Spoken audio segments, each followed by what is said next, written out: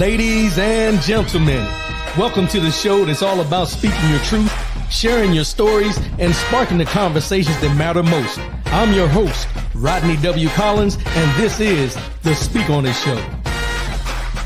On this show, we dive deep into the thoughts, experiences, and ideas that shape our world. It's a place where voices are heard, perspectives are celebrated, and discussions are not just encouraged, but cherished. Whether it's culture, politics, personal growth, or just life's everyday adventures, we're here to explore it all. We've got engaging interviews, thought-provoking discussions, and sometimes we might even stir the pot a little bit. Speak On The Show is where we challenge the status quo, celebrate diversity, and engage in conversations that make us think, laugh, and grow. So get ready to be inspired, get ready to connect, and most importantly, get ready to speak your truth. Without further ado, let's jump into today's episode. It's time for the Speak On It Show with your host, Rodney W. Collins.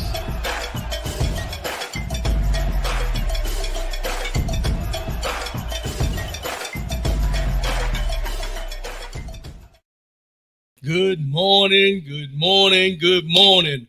I am Rodney W. Collins. Welcome to the Speak On It Show. First and foremost, giving honor to the God who allows me to come at you in this manner on a weekly basis. How's everybody doing out there?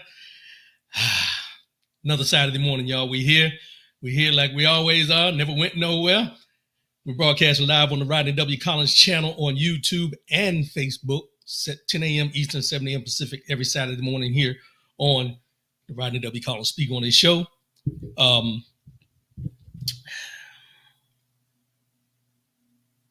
You know, I have to pause for a minute because there's Brown Hoodie, good morning, my brother. Good morning. There's a lot going on. Let's just put it that way. But I wanted to start off this morning with this thought. And I want to put this out there for you guys, you know, and we'll get into the other specifics later. But I'm walking now, building, you know, trying to walk more often, building my legs up from my hip replacement about a year and a couple months ago. And, you know, I listen to my music.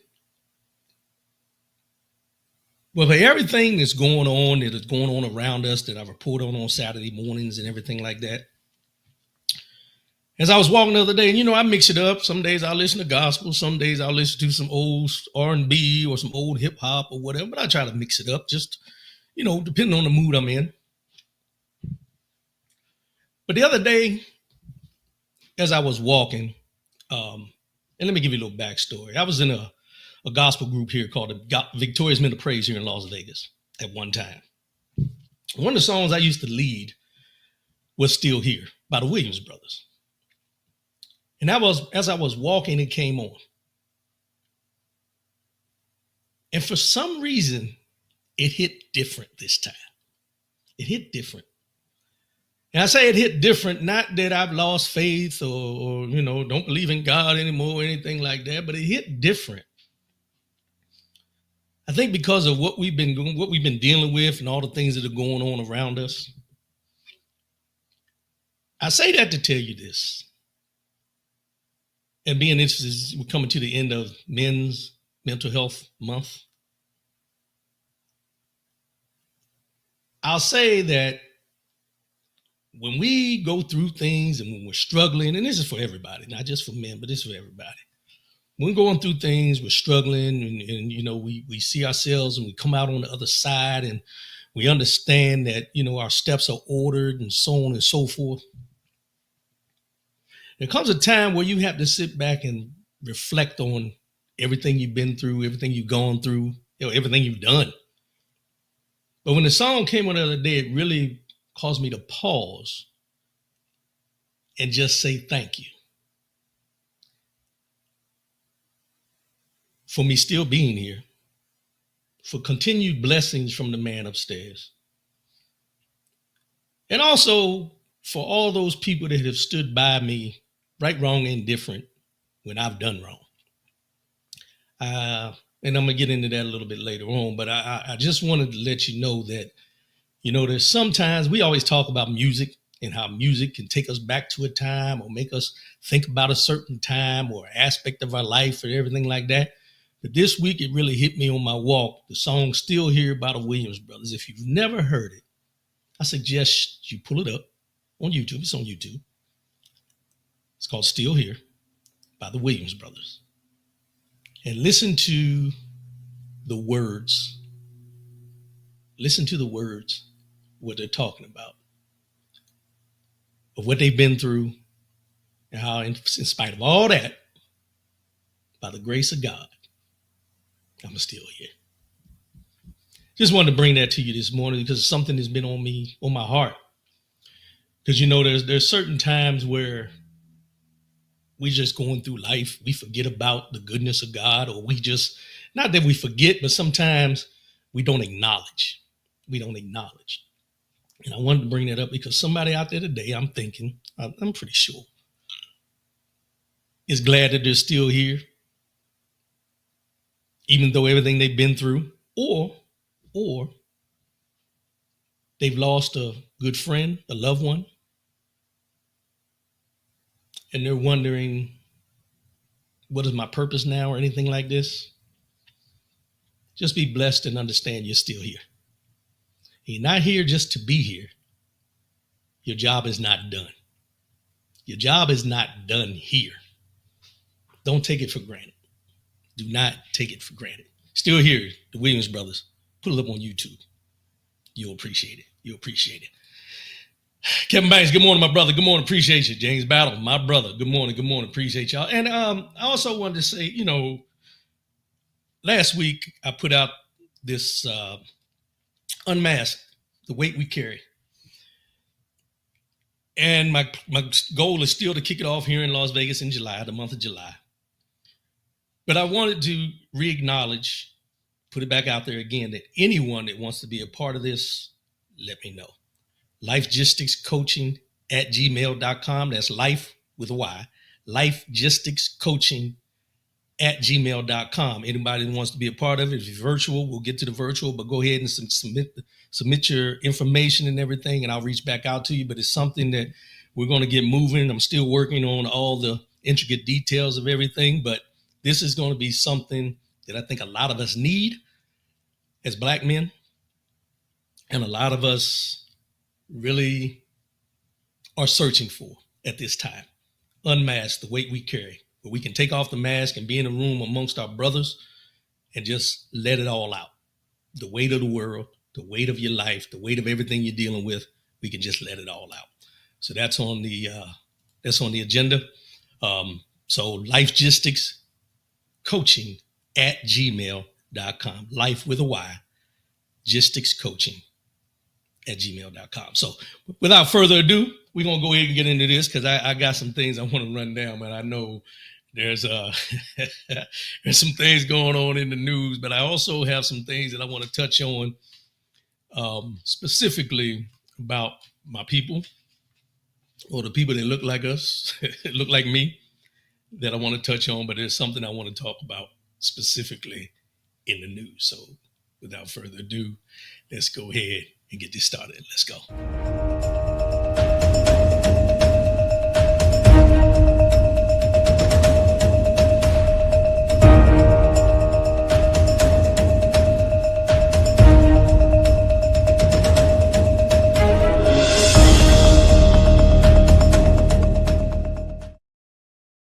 In the news.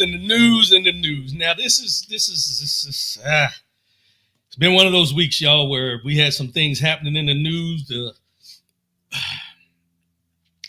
Supreme Court. Let's just start there. The Supreme Court, and then I want to get into something else, but I didn't get all the details on this Supreme Court ruling about birthright citizenship. But I think everybody needs to be aware, because as we go, it's going to open up exactly what they can do, what they can't do, because they're not right now. The ruling was not that it ends birthright citizenship, but it's giving a road for them to be able to do it. And I think that's where we need to be concerned. And for anybody that doesn't know, the 14th Amendment to the Constitution, ratified in 1868, is one of the most consequential amendments in American history. It was designed to secure rights for formerly enslaved people after the Civil War, but its impact has extended far beyond that. Section 1 is the most cited and litigated. Citizenship clause grants, this is where the water gets muddy for a lot of people, grants U.S. citizenship to all persons born or naturalized in the United States, including former enslaved individuals. Now, I heard a clip of the person that's sitting in the White House right now said that the 14th Amendment didn't apply to anybody other than children born to slaves. He said it. I didn't say it. He said it. So and this was in conjunction with the ruling that came down from the Supreme Court, which we can't depend on the Supreme Court for anything that we used to. If you look at the big picture, the people that are on the Supreme Court are paid actors. Let's just call it what it is. And at the end of the day, this birthright citizenship ruling can have big consequences, because now you have to think about him specifically saying that this was only for babies born to slaves. What is their interpretation going forward?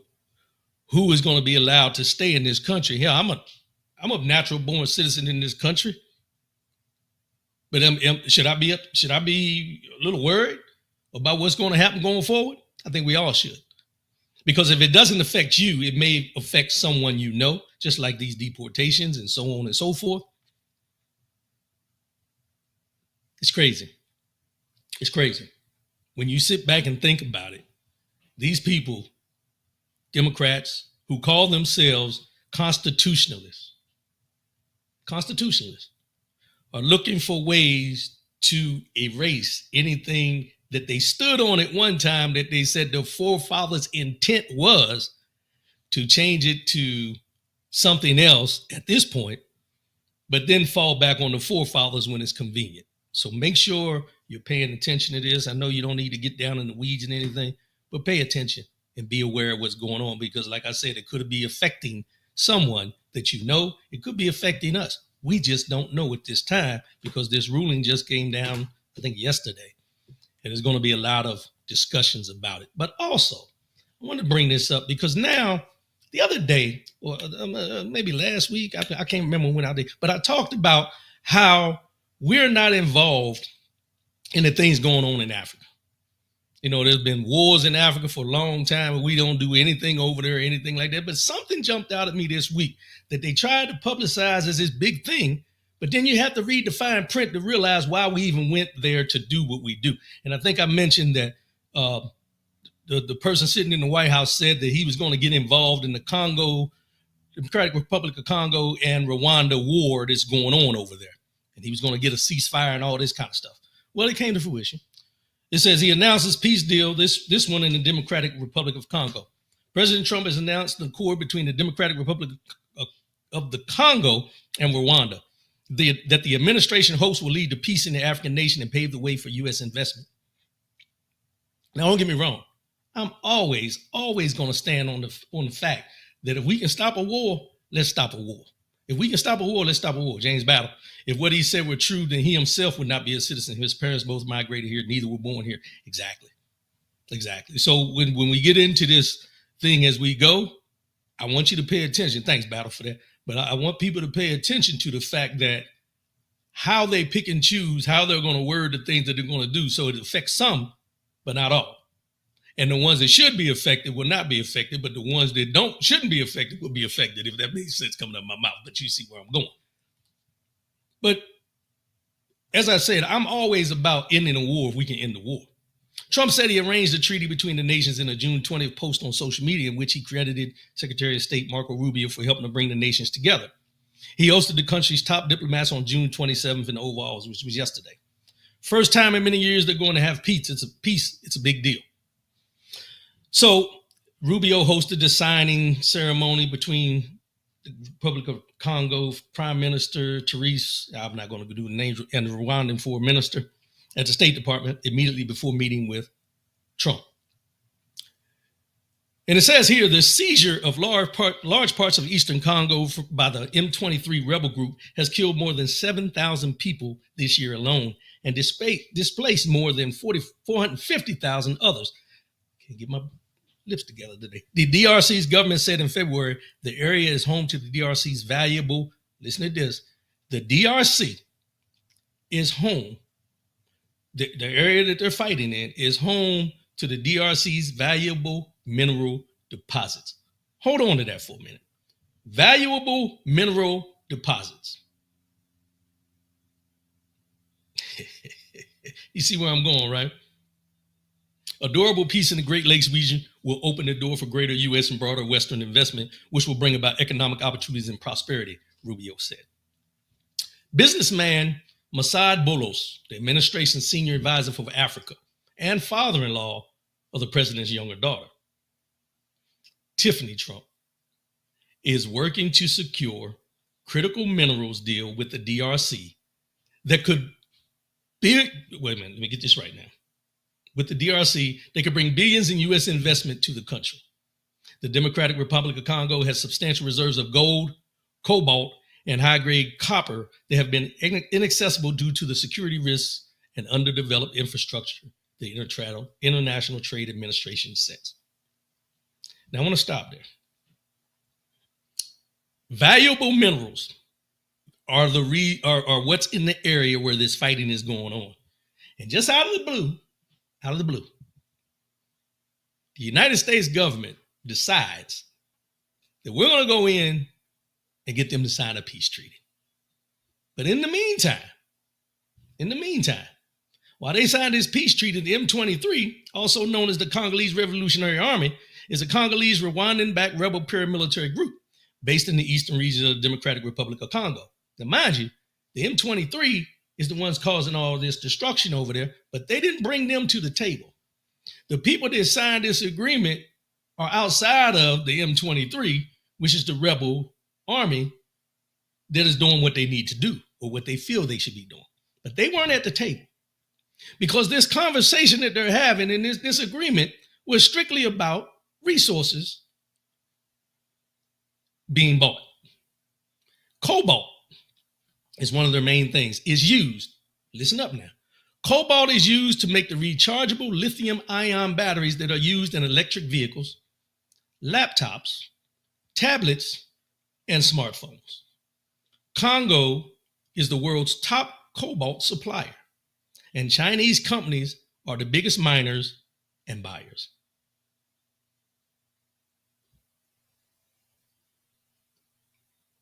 We did not do this for peace.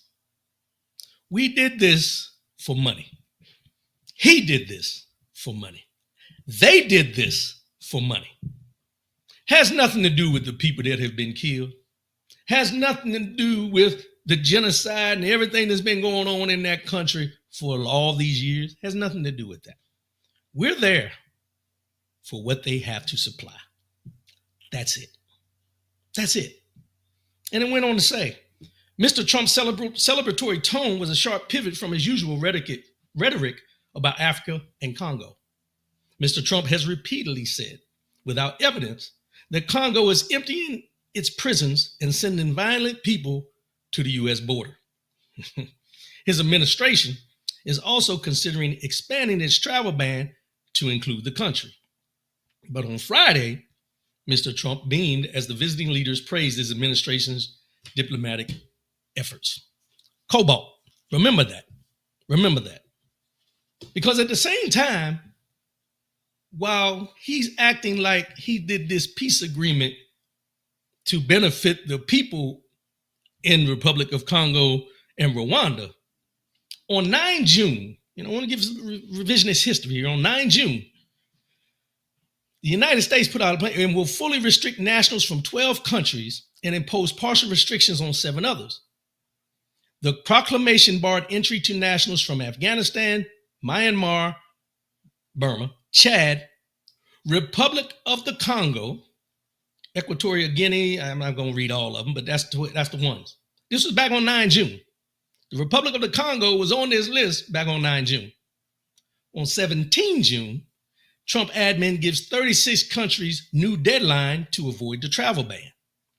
This was June 17th is when this article came out. But it says the Trump administration has given 36 countries, most of them in Africa, a deadline to commit to strengthening travel vetting procedures or face the possibility of a travel ban on their citizens entering the United States. Of the 36 newly targeted nations, 25 are located in Africa. This marks the latest effort by the Trump administration to address visa overstays and to link U.S. entry policies with national security concerns.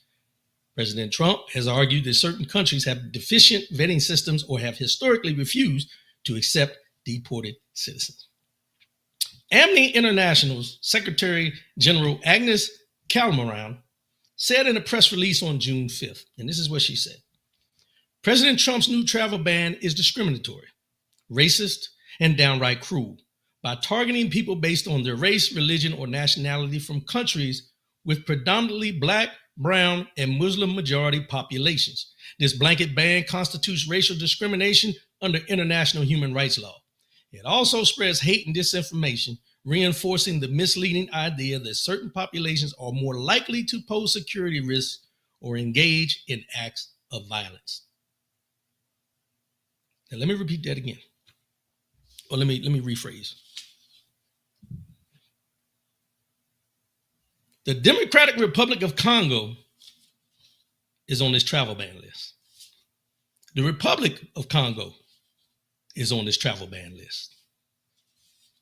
But they're saying that they did this agreement or this ceasefire for the people in these countries. Now, as I mentioned, cobalt is used to make the rechargeable lithium-ion batteries that are used in electric vehicles, laptops, tablets, and smartphones. Who just came out with a new smartphone? Was that what they call it, a Trump phone? Didn't he just come out with a cell phone? But it just so happens that now we got a peace treaty ceasefire in Rwanda and the Republic of Congo, which nobody ever cared about, with all the people that have died up to this point. And I think this goes back to like 1990. But to say this is about them making peace more than it is about you gaining access to their resources tells me everything I need to know and that you should know. This has nothing to do with peace in Africa. He still has them on a travel ban. Shithole countries, remember that?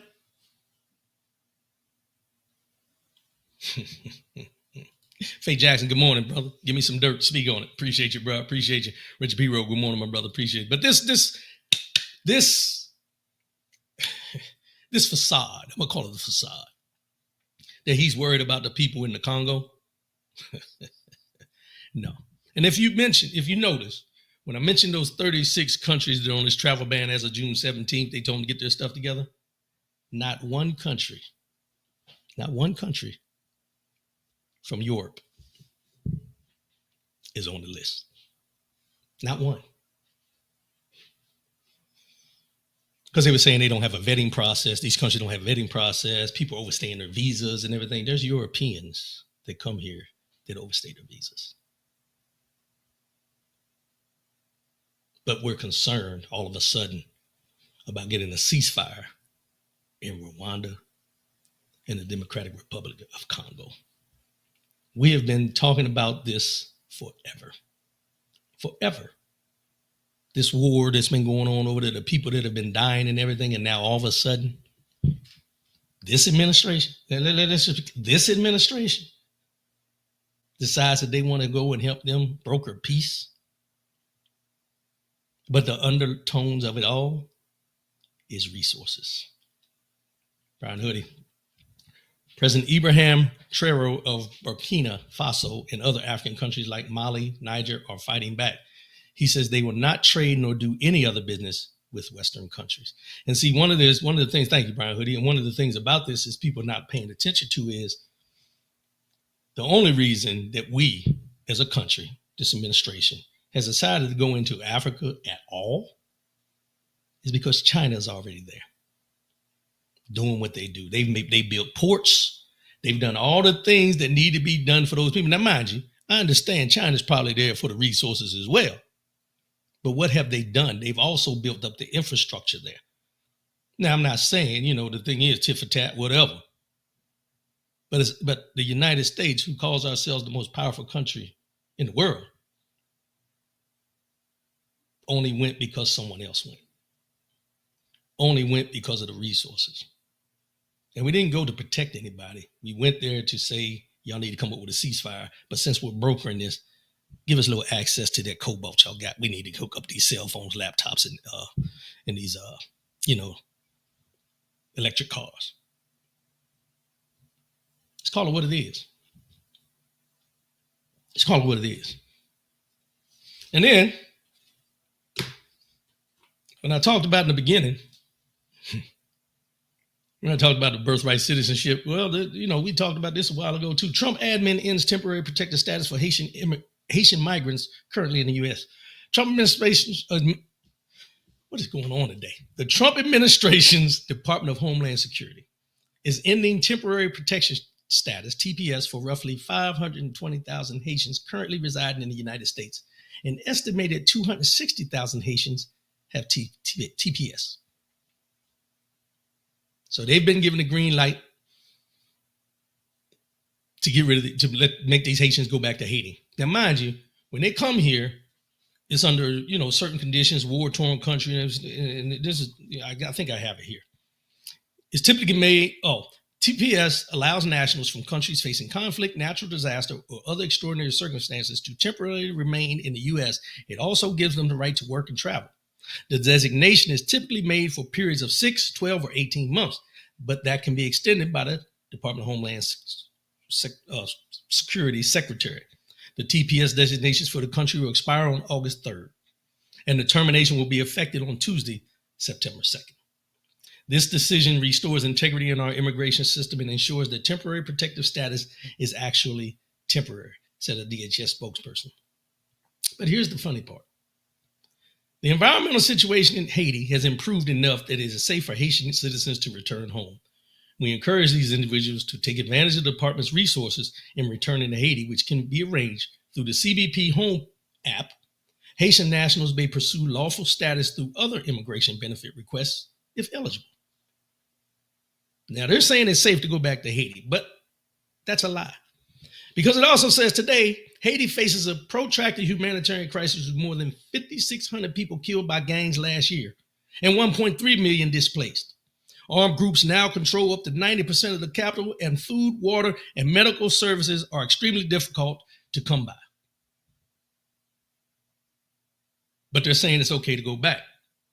However, at the same time, the U.S. Department of State has placed a travel advisory on Haiti, listing it as a level 4 country, the highest warning level. Level 4 signifies do not travel, as there are life-threatening conditions in the designated area. The State Department advises Americans to avoid Haiti due to kidnapping, crime, civil unrest, and limited health care. The DHS statement, however, notes that the Secretary of Homeland Security, Kristi Noem, determined that overall, country conditions have improved to the point where Haitians can return home in safety. And they're encouraging these Haitians that are on the TPS to use the CBP Home app to secure a safe departure with a complimentary plane ticket and $1,000 exit bonus. A complimentary plane ticket and $1,000 exit bonus. Back in May, the Supreme Court cleared the way for the Trump administration to revoke TPS for 350,000 Venezuelans living in the U.S.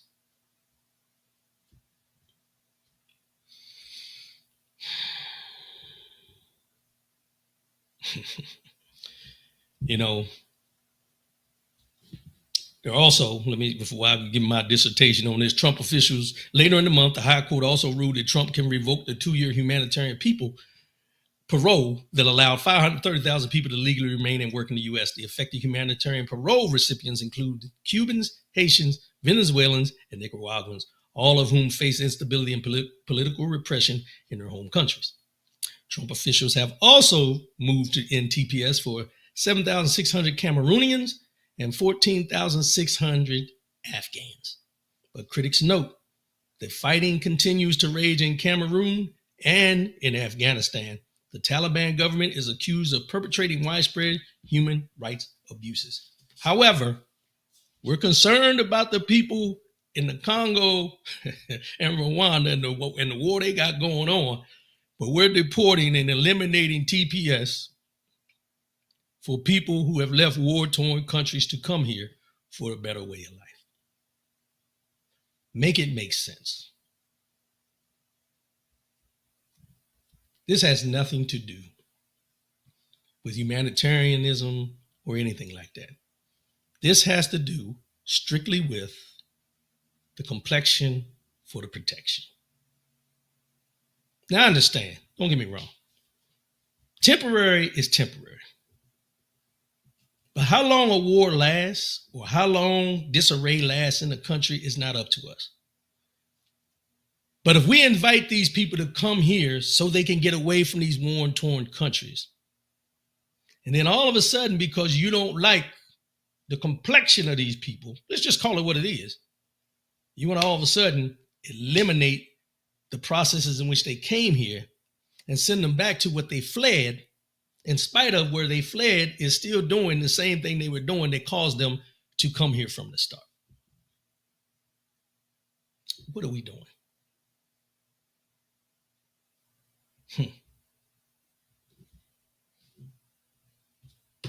That's where we're at. That's where we're at. So all you people that got Haitian friends, Venezuelan friends, Afghan friends, or all, any of the nationalities I just talked about, knowing what they've gone through, what they've suffered through. Yeah. And as I seen someone post the other day, as they're eliminating these people from foreign countries with the melanin content that they don't want in this country, we should not be too comfortable just because we were born in this country. Now, somebody will say, oh, man, come on, they ain't going to go that far. How do we know?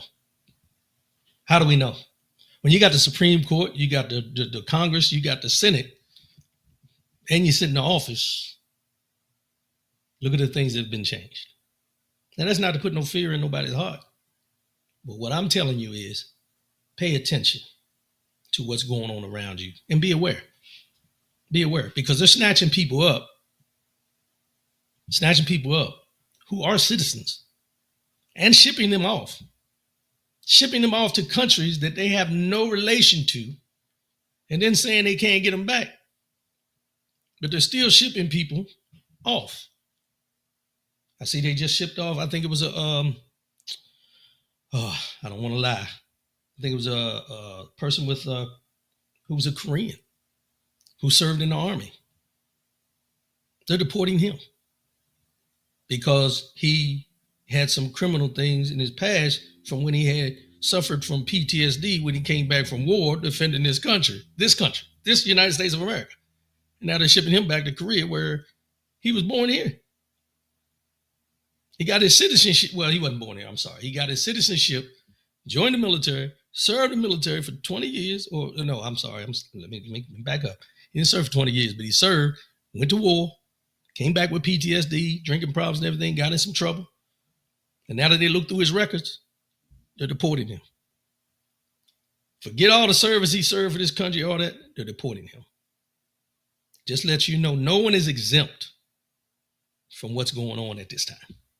Not even if you serve this country honorably. Just put it out there. Let's go. Only the warrior who has faced battle truly knows its cost. Yet it's the spectators who shout the loudest. Everybody's got something to say about your life, but most of them, they've never fought your battles. They didn't feel the pressure. They didn't carry your fears. They weren't there when you almost broke, but didn't. So don't let their noise define you. Don't explain your scars to the unscarred. Respect your scars. They're not signs of weakness. They're receipts of your strength. You're not here for applause. You're here for alignment. Legacy isn't given, it's built. Own the journey. Embrace the power. Live the legacy.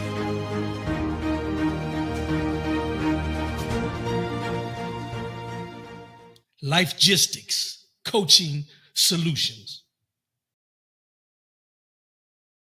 Welcome back. Anybody looking for some coaching, one-on-one coaching, career counseling, reach out to me. Lifegisticscoaching.com is the website. You can go there, put a referral in, reach out to me, let me know.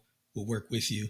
First, the intake is free. Once you call in, the first session is free so we can see what you're looking for, goal setting, any of that kind of stuff. Reach out to me. Let me know what you need, and then we'll see if it's a good fit, and then we'll work from there. Lifegisticscoaching.com. So now I want to get into this because I'm tired of people backpedaling. Tired of people backpedaling when the storm comes and then trying to blame it, trying to put it on everything else. This right here. Let's just talk about Nelly. Nelly refutes that he's pro-Trump because he performed at President Trump's inauguration. He refutes that he's pro-Trump. Hold on once. Let's get battling here for a minute. When the Supreme Court issued a ruling yesterday that halts injunctions by lower courts, it cleared the way for more illegal executive orders from this administration. He could declare all black people non-citizens, and the courts would not be able to stop it until each individual citizen files a lawsuit. Yeah, because there's a class action lawsuit going on now after this ruling came down. There's some class action lawsuits, I think, in Maryland and somewhere else, where they went back and readjusted their claim against the administration because of this ruling that came down. So that's a good point, Battle. I appreciate that the way the Supreme Court came down, now these people have to go back and put in a lawsuit to sue the administration for discrimination and different things like that. I don't know the exact wording, but what James Battle said is just true. We have to pay attention because now, with the way the Supreme Court wrote this, or they ruled, your citizenship can be questioned even though both your parents are American citizens and you were born on this soil.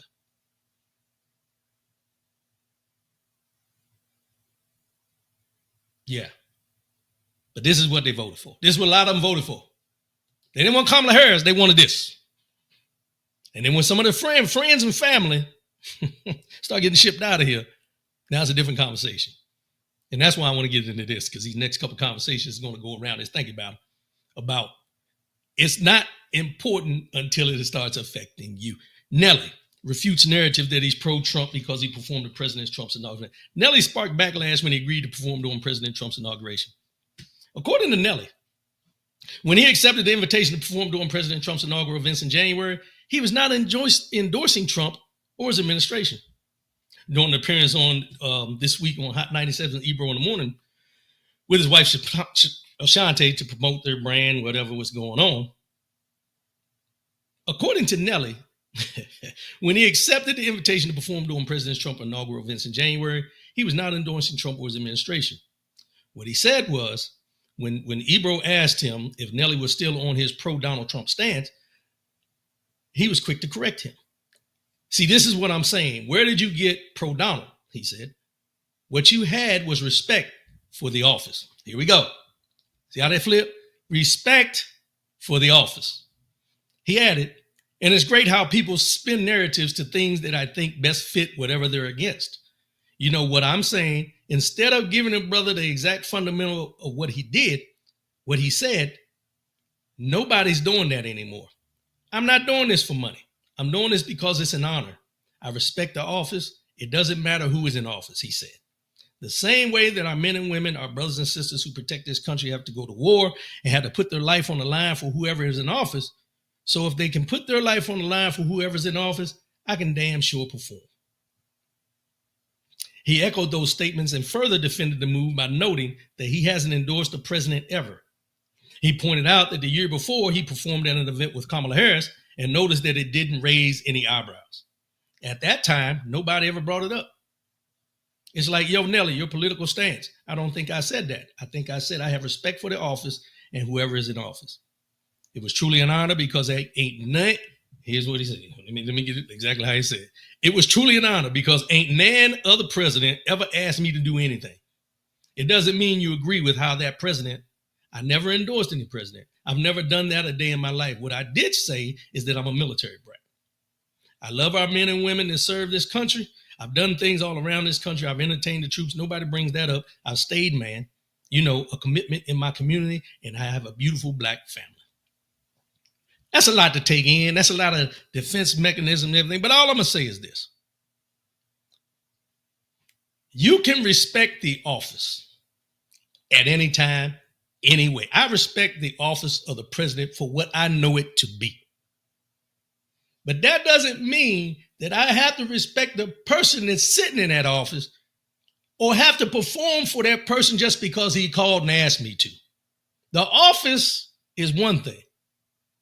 The person is another thing. I can respect the office of the president, but I do not respect the things that Lyndon B. Johnson did. See how that works? So I would not do anything to support or looks like supports Lyndon B. Johnson. Call it what it is. See, there's this narrative with him and Snoop and those people that went and performed for them that it wasn't about the money, it was this, it was that. What? Come on. Come on. But you make choices. You got choices to make. But then when you get caught up in your choices, you want to put it back on the troops. I support the troops. Well, you can support the troops without going in there and supporting this man.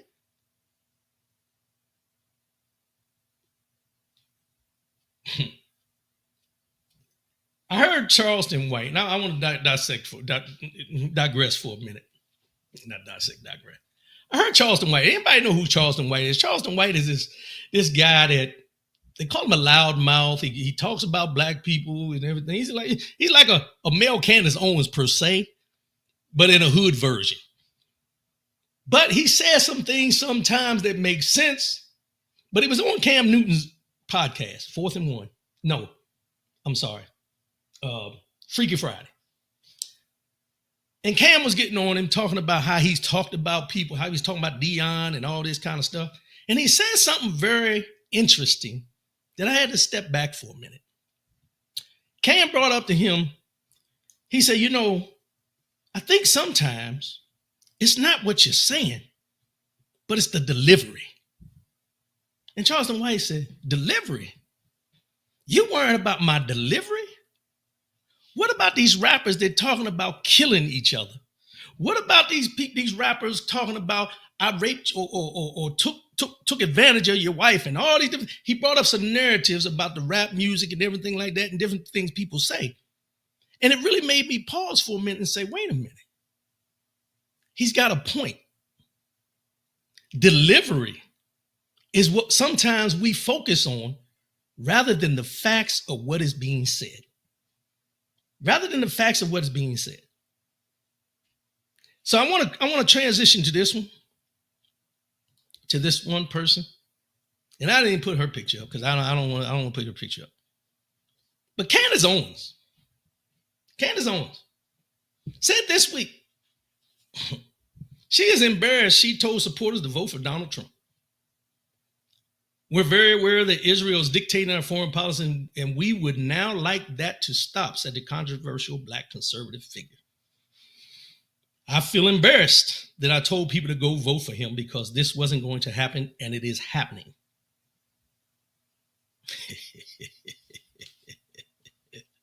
Them chickens have come home to roost, huh? Them chickens have come home. Candace Owens is now embarrassed she told supporters to vote for Trump. No, you're not embarrassed. What you are is you're hurt because you got fired from whatever station you were on or broadcasting from that was broadcasting your podcast, so you had to go out on your own. That's why you're hurt. Because they didn't want it anymore. Why? Because of your stance against what Israel is doing at this time. So this has nothing to do with the fact that you're mad that you voted, that you told people to vote for Trump. This has to do with everything you lost because you went against Israel, and now you want to use Trump as a backdrop to try to secure where your stance is and kind of linger your way back in to our community. Let's just call it what it is.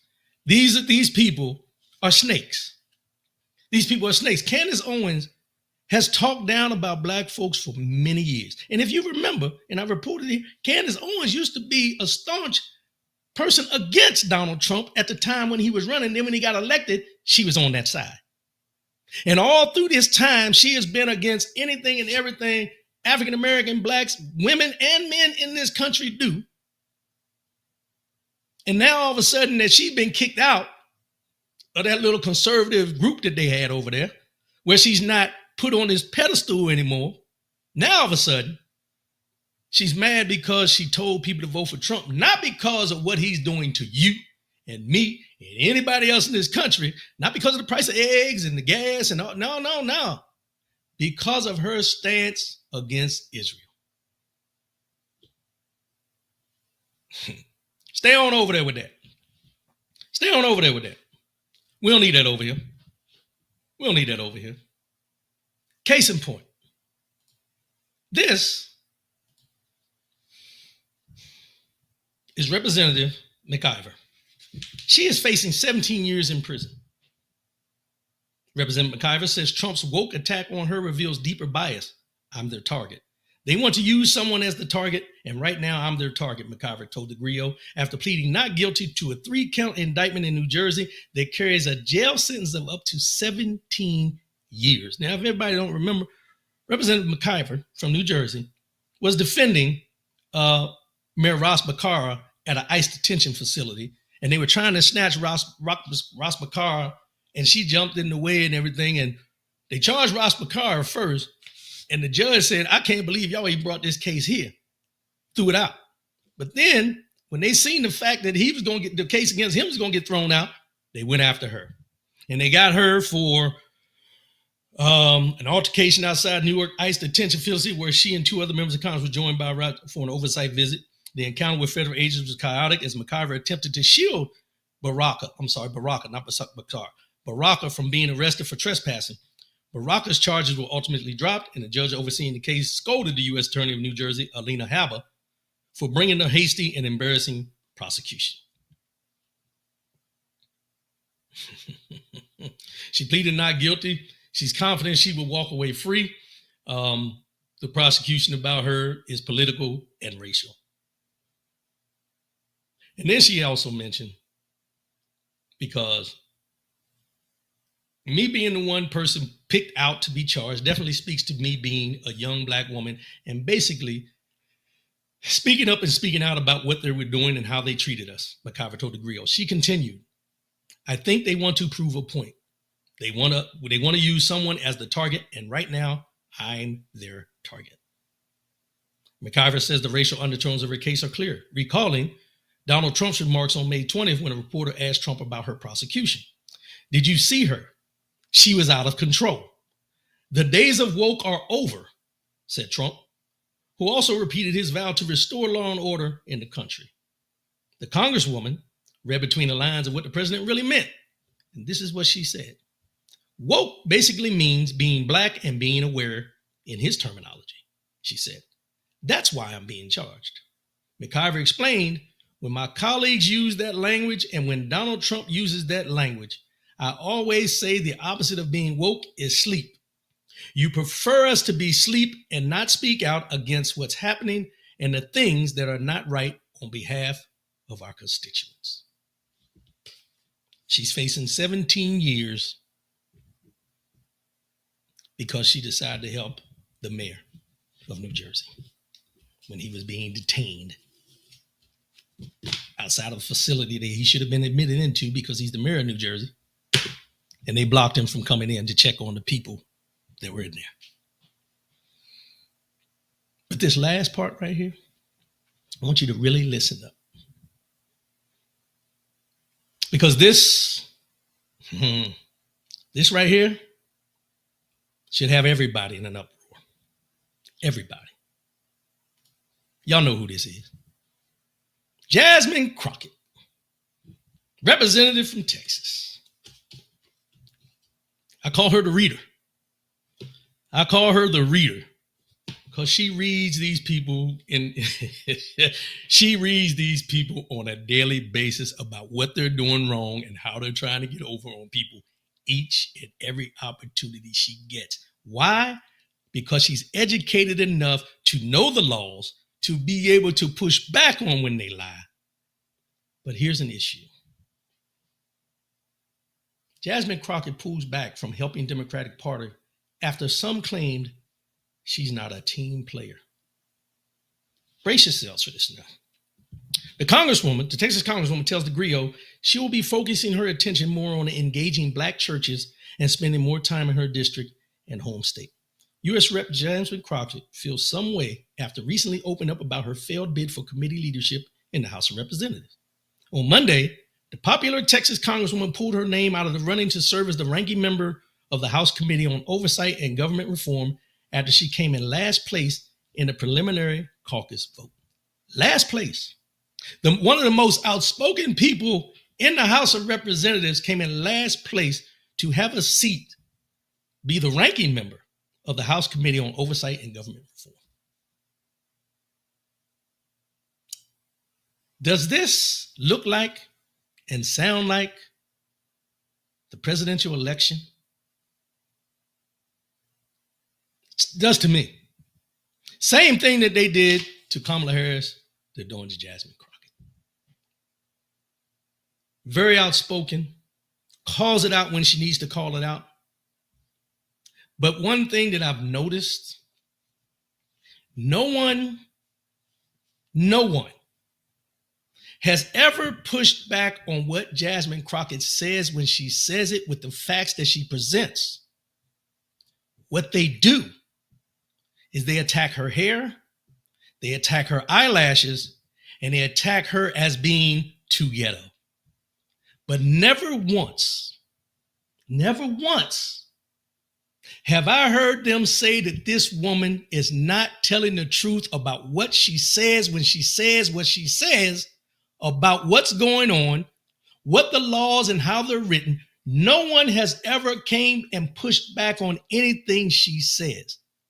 What they do is they attack her personally and how she looks and how she chooses to wear her hair and how she talks. But to this day, I have not seen anybody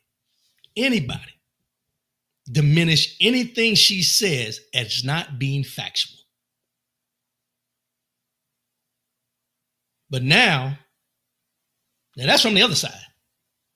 Now we have the side that she sits on that doesn't want her in a position of authority. The most outspoken person they don't want. Let me continue.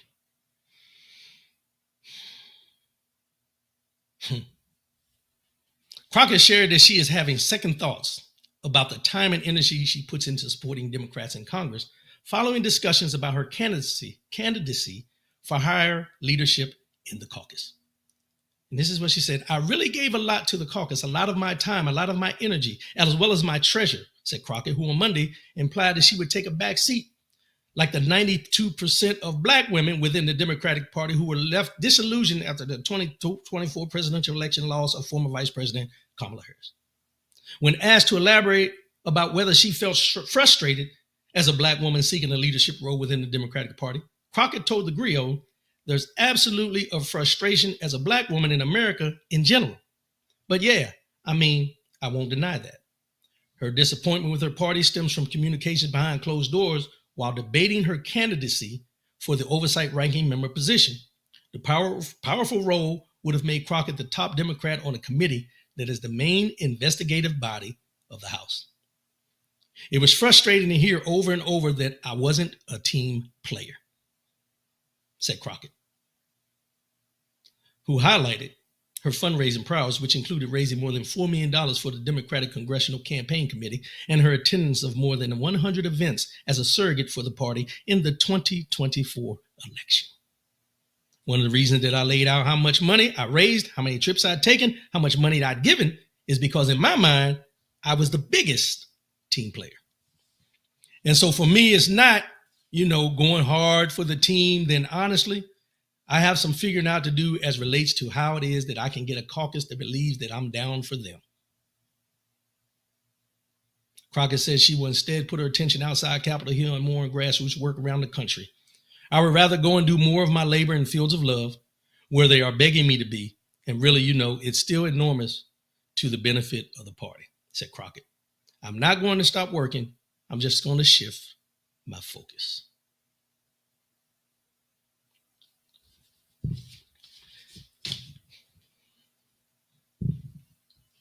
I'm going to say it again. No one has ever, that I've seen, come back and refuted anything that she's ever said when she speaks in the House. All I've ever heard was about her hair, her eyelashes, and calling her ghetto. But her own party says she's not a team player.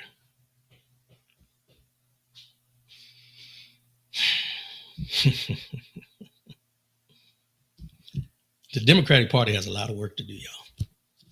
A lot of work to do. And it's not just because of this. Not just because of this. But they have a lot of work to do. And knowing that there's elections coming up, midterm elections, with everything that's going on right now, I think we need to look at other ways to impact the political process. Because if they're doing this to her, if they're doing it to her, who can you trust? Who can you trust?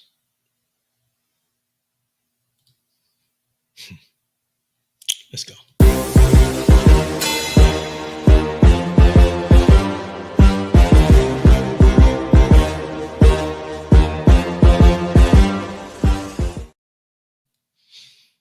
Straight talk. Let's get into this real quick. Hold on a minute. Josh Boyd, morning, my brother. Morning, brother. Appreciate you. Brian Hoodie, racism comes out even in the Democratic Party. This is why they lost in 2024. Yes, they did. It's exactly why. Straight talk. I want to touch on something. And as I always say on this show, I don't do comparison. I do facts. I don't do comparisons. I do facts. And this is something that I think a lot of us need to hear and understand.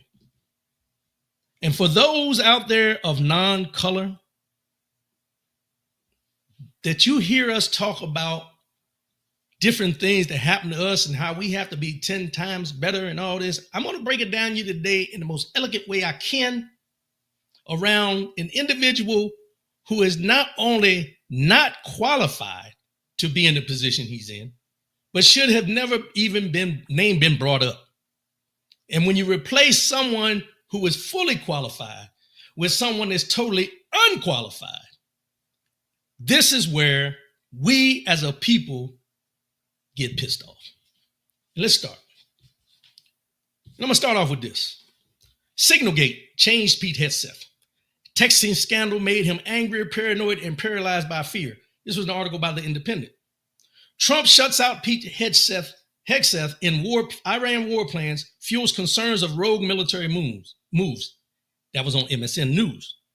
Pete Hegseth controversy explained what to know amid backlash to Trump's defense pick. That was an article in USA Today. The most controversial things that have come out about Pete Hegseth. The list. These are all articles about Pete Hegseth that have been written that identify his shortcomings, why he's not qualified, and so on. But this man is the Secretary of Defense. Secretary of Defense. Not a hypothetical. Not a thought experiment. The man who once made headlines for sharing classified info in a group chat is now the face of the American military leadership. And this week, he stood at the Pentagon podium After the attack on Iran, when they dropped them bombs and everything, and they said it was obliterated, and then they came back and found out that the reports were different. It wasn't obliterated. It was destroyed, but not obliterated, or whatever words you use and everything. He came to the Pentagon podium not to inform, but to perform. Not to inform, but to perform. And this is what he started off with. He said this to one of the reporters. You cheer against Trump so hard, it's in your DNA and in your blood. That's not strategy. That's spectacle. And yet somehow it's tolerated and it's even applauded. Let's be clear. Pete Hegseth's press conference wasn't about transparency. It was about loyalty. He dismissed leaked intelligence, berated journalists, and turned a national security briefing into a grievance monologue. He even lashed out at Fox News' Jennifer Griffiths, his former colleague, for doing her job. Now I want you to imagine, because like I said, I don't do comparisons, I do facts. I want you to imagine this. Imagine a black Secretary of Defense doing the same thing. Imagine Lloyd Austin, former Secretary of Defense Lloyd Austin, or any black leader, publicly melting down, attacking the press, and dodging questions about a controversial military strike. Would the media call it passionate?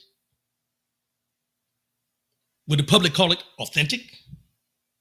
Or would it be labeled what it always is when we do it?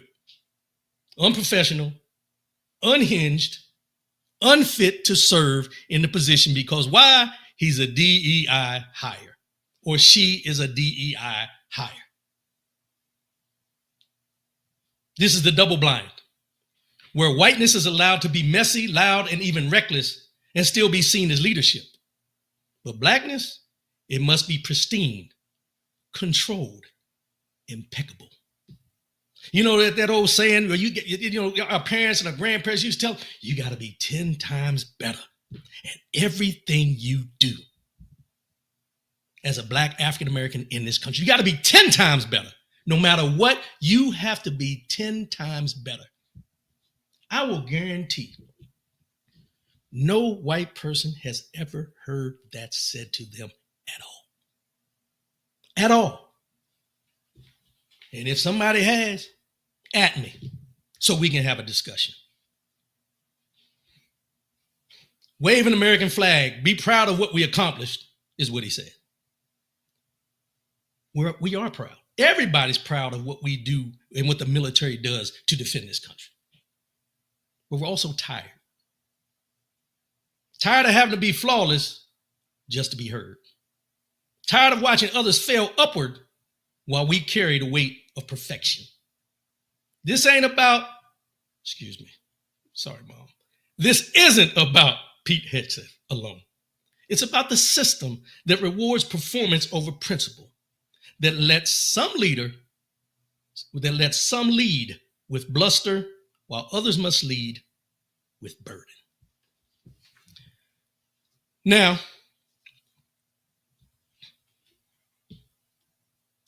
until we name that imbalance, we'll keep mistaking noise for leadership and grace for weakness. And I want to use these examples. And as I say, I'm not doing no comparisons. I'm just doing facts. Tom Brady, 7-time Super Bowl champion, but also a man who's been caught on camera screaming at teammates, berating coaches, smashing tablets on the sideline in full view of millions. And what do they call it? Leadership, passion, competitive fire. Y'all know the words. Right. Because when Brady throws a tantrum, it's a meme. When a black quarterback shows emotion, it's a red flag on his draft report. Shedeur Sanders, who showed no signs of being who they said he was. But let Cam Newton roll his eyes on the sideline and the headlines say he's a bad teammate. Let a black quarterback show emotion, it becomes a character flaw, not a moment of passion. Now let's pivot, because the women aren't exempt either. Caitlin Clark, a generational talent. Nobody can knock her talent. But watch the coverage.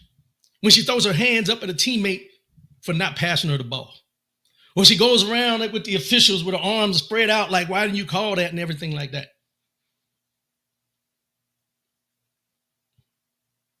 Or arguing with the refs while she's on the bench not playing because she's injured. It's chalked up to intensity. She just wants to win.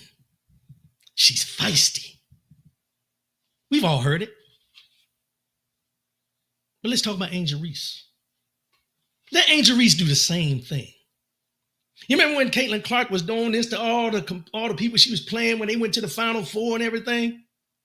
And it was okay because she was saying to John Cena, you can't see me. And then when Angel Reese decided, we tearing y'all up in this national championship game, you can't see me, to Caitlin Clark, she's a thug. She's out of control.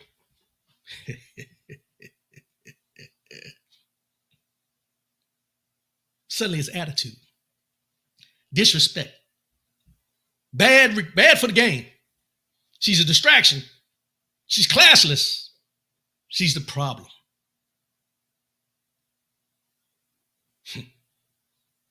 This is the everyday texture of white privilege. The benefit of the doubt.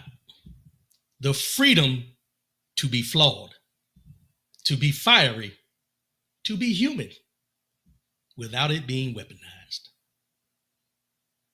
And that's why when I talk about Pete Hegseth as the Secretary of Defense, melting down, let's call it what it was, he melted down at the Pentagon podium. It's not about politics. It's about precedent.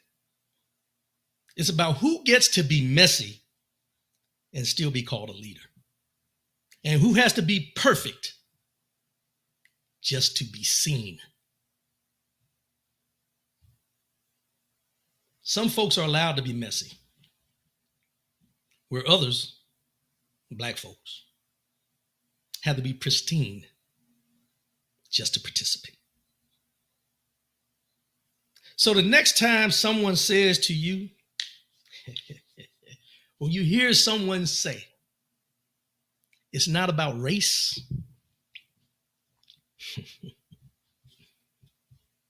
ask them this question.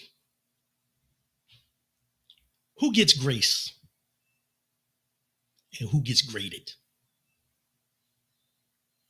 Who gets grace and who gets graded? See, this is not something that just happened the other day when he did this at the podium. This is something we see. These are things we've experienced.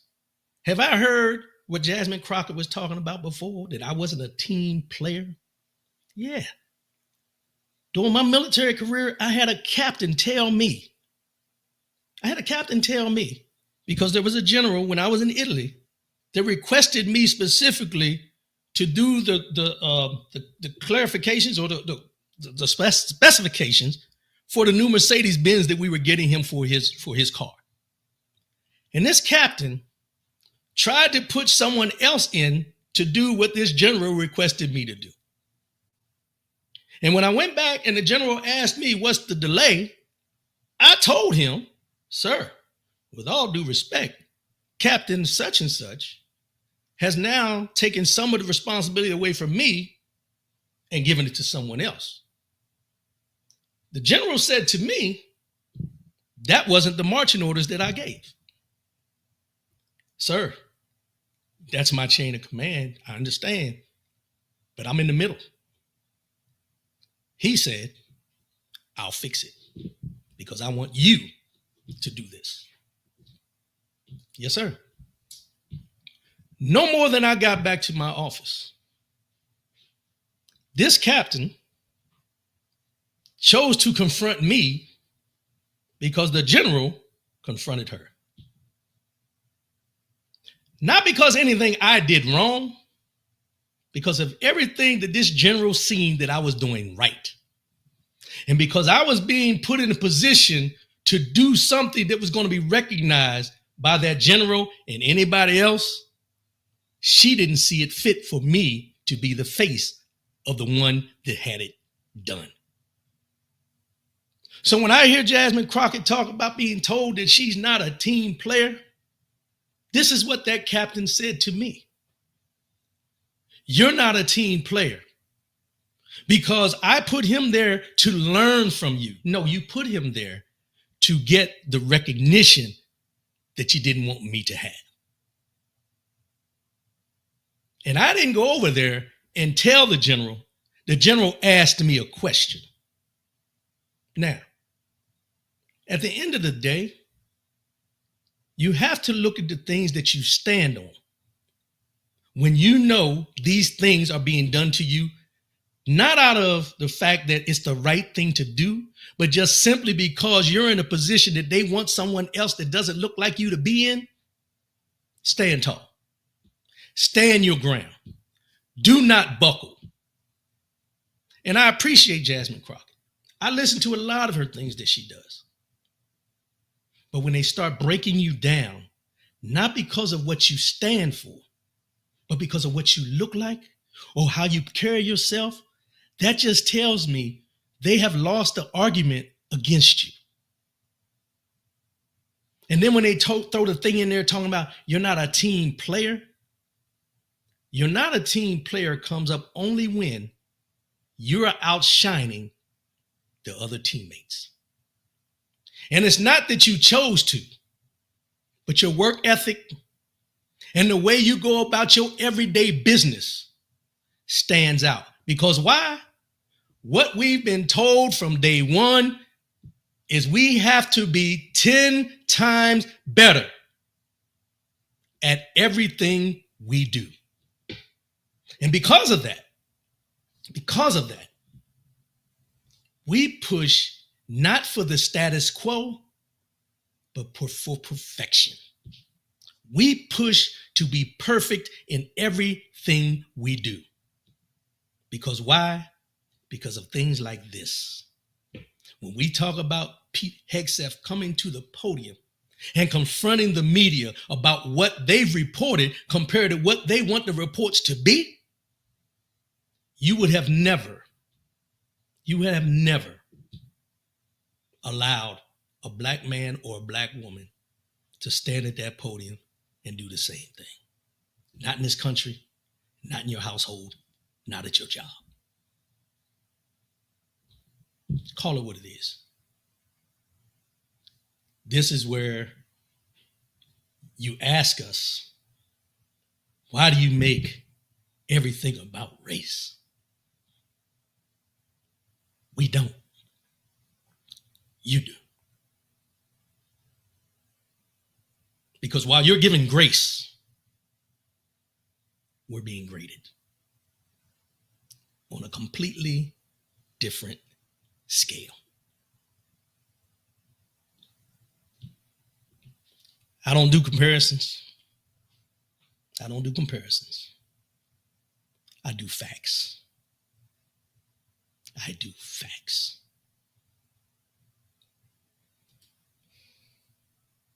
Let's go.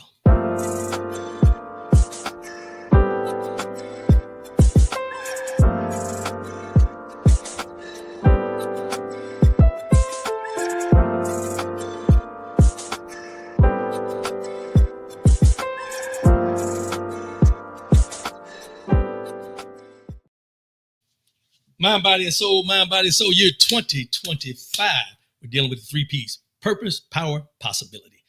When you know your purpose, you possess the power to make anything possible. Today's mind, body, and soul segment, I want to put this out here because there's this trend going around I've seen on Facebook, Instagram, TikTok, or whatever, about grown men calling other grown men to say goodnight. And the reactions are crazy, right? Because no one can fathom another man calling your buddy or a man calling your buddy to say goodnight in any way. Or I seen another one where the guy said something about call me to let me know you made it home safely after he was dropping them off, after they had been out. or text me when you get home. See, this is that male ego thing that plays a part. But I found it funny, but I also found it very interesting. And I'll say it this way, and I want to say it this way. When is the last time? When is the last time? And this is for everybody, not just for men. This is for everybody. When's the last time you took the time to let someone that you know, friend, family, in your life, know how much you truly appreciate them for being in your life? When? So we got to break this stigma of giving people their flowers after they can't receive them. There's this thing about us, and I'm talking about people as a whole, where we don't tell people how they truly have helped us along our journey.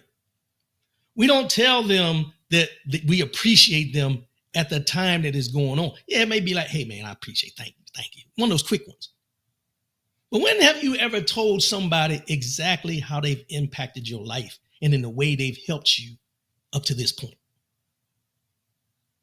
I'll take it a step further. When's the last time you told your parents how much you appreciate them?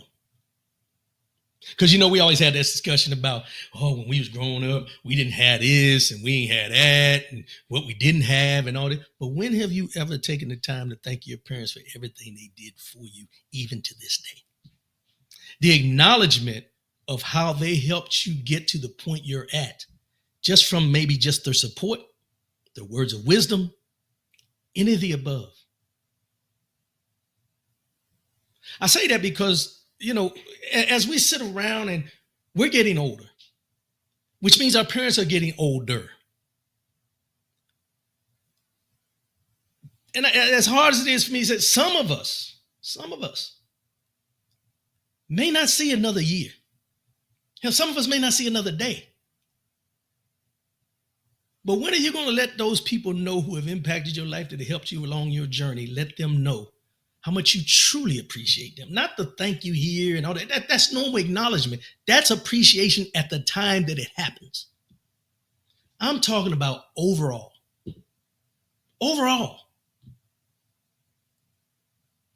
You're probably asking, how does he tie this into the brothers saying good night to each other, or doing that as a prank? Because we have this wall up about what we see as being masculine without showing our vulnerability. If a brother calls you to tell you have a good night, what's the issue with that?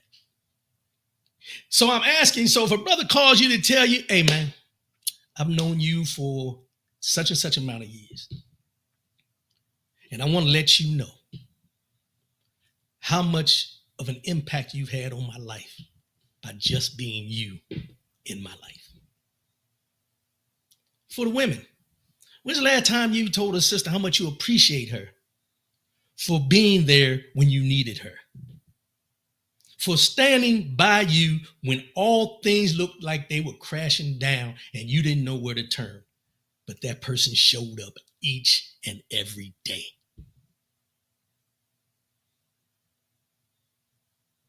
Start today. We talked about the check-in last week. This is a part of the check-in. This is part of the check-in. It's time for us to stop being so, shielded and protected about who we are and how we feel and everything like that. Reach out to somebody today and just let them know how much you truly appreciate them being in your life. And I'm going to tell you this. There's somebody that may not even be in your life today, but impacted your life in so many ways back in the day that you should pick up the phone and call. And I'm not saying to call to try to mend no fences or re-energize some kind of relationship you had. No. I'm telling you to reach out to that person and just let them know how much you appreciate them at the time that season, listen to me now, that season was their season to be in your life. We got to get out of this habit of waiting to give somebody flowers when they're about to leave here. We got to get out of this habit about giving somebody their flowers when they can't hear it. Just a thought. Just a thought. Because I guarantee there's somebody that you think about all the time, or you talk to all the time, that you know you really want to thank that person for everything they do or have done and will continue to do. You just don't know how to say it. Let me tell you how to say it. You ready? Write this down if you need to. Just say it. Ain't no preparation. Say it from your heart. The words will find their way if you just open up and let them flow. You don't have to prepare. You don't have to write it down. Speak from the heart. The words will come. Because if that person has made that much of an impact in your life that you want to thank them, there's no script that's going to do that. It comes from the heart. I appreciate everybody tuning in today. We'll be back again next week. Look, we're doing this. We're coming up on 13 years now. 13 years. And we're going to continue doing what we're doing. I appreciate everybody tuning in. And, you know, I say this very humbly. I appreciate everybody who supported me up to this point and continues to support me, whether it's through this, the Speak on the Show, through the Life Justice Coaching, through my life.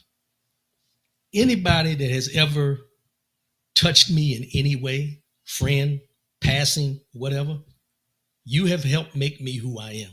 Even the people who did the worst things to me in my life have made me the man I am today. And I appreciate them as well.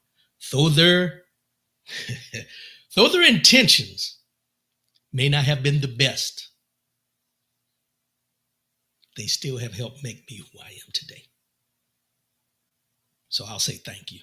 But there will be phone calls to certain people. I appreciate y'all. As I always say before I sign off, love yourself, love one another, keep your head up, and most definitely keep your faith in God. Because why? You're still here, and he's not done with you yet. I appreciate y'all. I love y'all, and I'll be back next week. Peace.